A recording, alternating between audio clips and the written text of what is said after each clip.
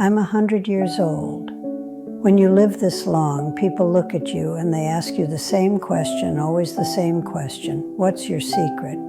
They expect some simple answer they can swallow like a pill. They want me to tell them to eat a certain berry or to run a certain number of miles.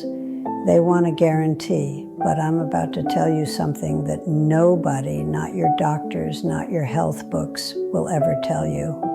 The one thing that truly kept me alive for a century isn't something you can find on a plate or in a gym. It's something I had to learn in the dark, through loss and grief and pain. And the scientists, they're only just now finding the words for what my life has taught me.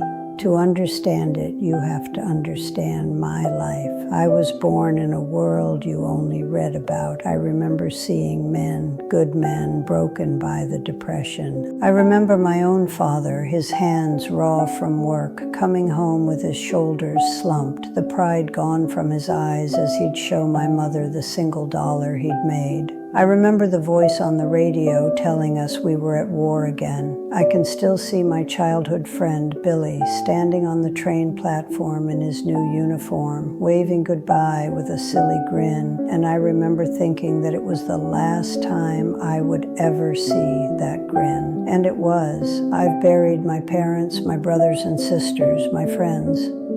I've buried one of my own children. I can still feel the weight of her small hand in mine. I outlived my husband by 30 years. The silence in the house after he was gone. It was a physical thing, a heavy blanket that smothered every room. Each one of those moments was a storm that should have torn me to pieces. There were years I felt like my heart was just a broken thing in my chest. And yet, I'm still here. So the question isn't just how I got to 100, it's how I got here without my spirit being crushed into dust. What was the anchor? Let's get the foolishness out of the way first. I never had a secret diet. I grew up on a farm, and we ate what was there. Sometimes that was bacon and butter, sometimes it wasn't much of anything at all. I never ran a marathon. I worked hard, but I never belonged to a gym. People want to believe it's about those things because those are things you can control. It's comforting to think there's a rule book. Follow rules A, B, and C and you'll get your prize. But I've known people who did everything right and they were taken too soon. And I've known stubborn old fools who did everything wrong and lived to be 90. The difference wasn't in their diet plans, it was in their minds. It's not about building a body that can't be broken. It's about building a mind that can't be shattered.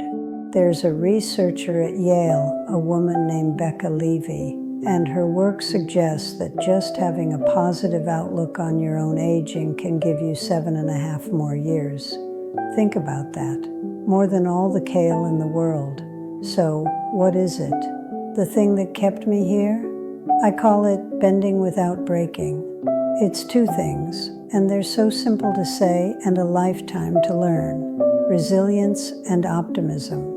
It's looking hardship right in the face and not letting it turn you to stone. It's knowing, really knowing that life will hurt, that you will fall, that you will lose things you cannot imagine losing. But it's the other part that matters. It's the deep, stubborn belief that you can get up again. It's not pretending the darkness isn't there. I have lived in the darkness. It's about looking for that pinprick of light and holding on to it for dear life. Resilience is the part of you that bends in the hurricane. Optimism is the part that knows the sun is still there, even when you can't see it. For me, it was never about pretending things weren't terrible. Things were often terrible. It was about choosing every single morning to find one reason to keep going, to focus on what I still had, not what was torn away. And now I read that science has proven it. One study I saw said that the most optimistic people have an 11 to 15% longer lifespan. They didn't deny the world was harsh. They just refused to be defined by the harshest parts of it.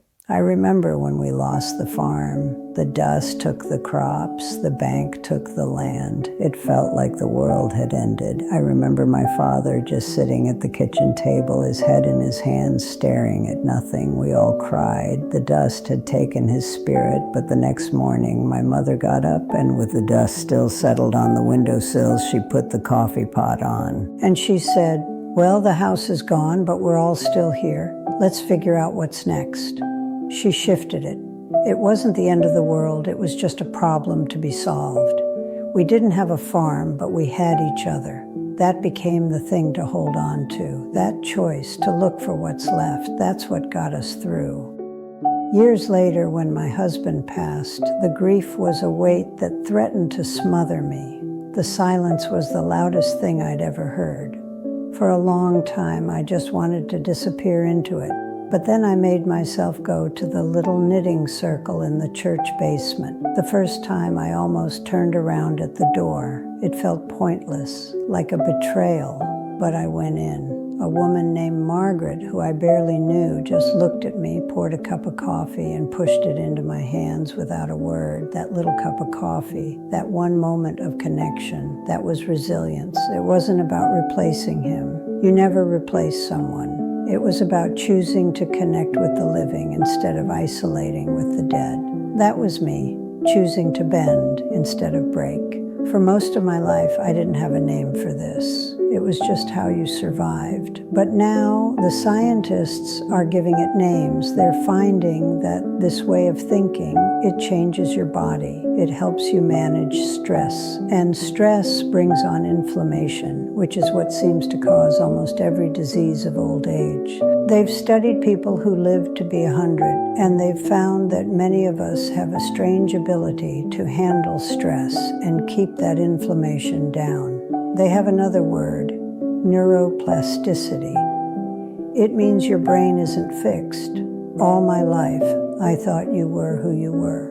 But they say that every time you choose to be optimistic, every time you force yourself to look for what's next, you're actually rewiring your own brain. You're training it to be stronger. A man who studies people my age, Dr. Thomas Pearls, he says that the main thing about us isn't that bad things don't happen. It's that we learn how to deal with them and move on.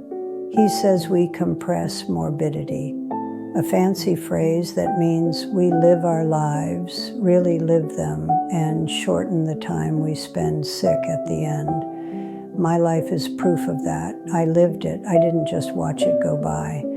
And here's the wonderful part. You're not born with this. Lord knows I wasn't. It's a skill. It's a muscle. And you can build it. They say only about 1/4 of optimism is in our genes. The rest you have to learn. So how do you start? You think this is going to be some grand, difficult thing. It's not. First, you stop and you pay attention. Every day, find 3 small things to be grateful for. The taste of your coffee, the sun on your face, a song on the radio. It trains your brain to stop looking for what's wrong and start seeing what's right. Second, you stay useful. Don't you dare retire from life. Join something. Learn something. Teach a child something you know. The day I taught my great-granddaughter how to pinch the crust on a pie, I felt more alive than I had in years. Feeling like you matter is the best medicine for despair I've ever found. Third, build your circle. Hold on to your friends and your family. Don't wait for them to call you. You make the call. You be the one to show up with a pot of soup. Loneliness is a poison. And last, you have to accept that you can't control everything. So much of our pain comes from trying to wrestle with things we can't change. Let go. Focus on your own response, on your own attitude. When you get knocked down, let yourself feel it. Then you get up and you ask that question my mother taught me all those years ago. What's next? 100 years. It's a very, very long time. You watch the world change and you see how the things that cause so much panic and fear, they just come and they go like seasons. You learn that what feels like the end of the world is usually just a bend in the road. The secret to a long life isn't some trick to cheat death. It's about embracing the life you have, with all of its pain and all of its beauty.